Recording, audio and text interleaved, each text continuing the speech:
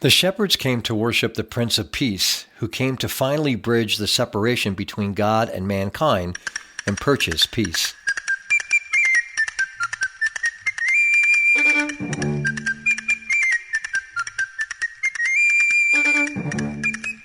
We've all had weird, awkward moments with others. You probably hate those moments as much as I do. You say something, but it doesn't come out right, and what comes out is embarrassing. Your embarrassing little quip is then followed by what is probably a few seconds, but seems like an eternity, of strained silence. You then feel the need to explain, but you just end up digging a deeper hole for yourself. You wish one of your listeners would rise to your rescue, but no one does. Finally, something else happens that grabs everybody's attention, and the horribly awkward moment ends. But it doesn't really end for you. You carry it with you for the rest of the night. In fact, it is the pain of the moment that wakes you up the next morning. A few years later, that awkward moment has morphed into a humorous moment, and you retell the story over and over again to the delight and amusement of your friends. I want you to think today about the mostly horribly awkward moment in human history. This one wasn't a minor moment of embarrassment, and it will never morph into a humorous story. As you read the account, you know you are dealing with something so shocking and out of place that the world will never be the same again. Every time I read this account, I want to weep. Every time I think about it, I am hit with the painful thought that it really did happen and that we still see its results in our lives today. When you read it, you better know that this is not the way things were meant to be, or you will never understand the biblical story, and Christmas will never make the kind of sense that it should make to you. Here's the Bible account. And they heard the sound of the Lord God walking in the garden in the cool of the day. And the man and his wife hid themselves from the presence of the Lord God among the trees of the garden. But the Lord God called to the man and said to him, "Where are you?" And he said, "I heard the sound of you in the garden, and I was afraid, because I was naked, and I hid myself." He said, "Who told you that you were naked? Have you eaten of the tree of which I commanded you not to eat?" The man said, "The woman whom you gave to be with me, she gave me fruit of the tree, and I ate." Then the Lord God said to the woman, "What is this that you have done?" The woman said, "The serpent deceived me, and I ate."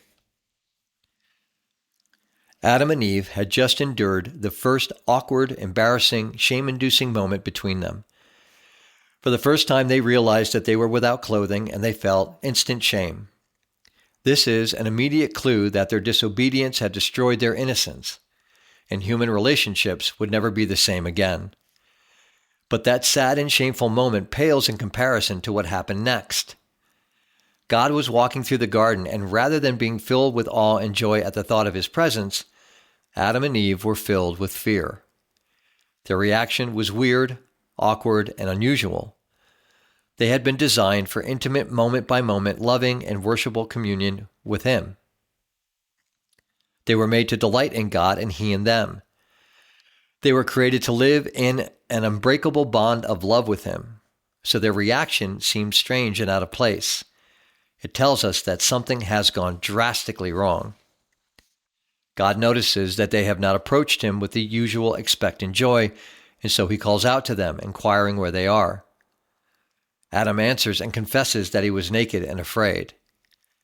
The effects of sin are immediate and catastrophic. The bond between God and mankind has been broken. Fear has replaced love. Hiding has replaced communion.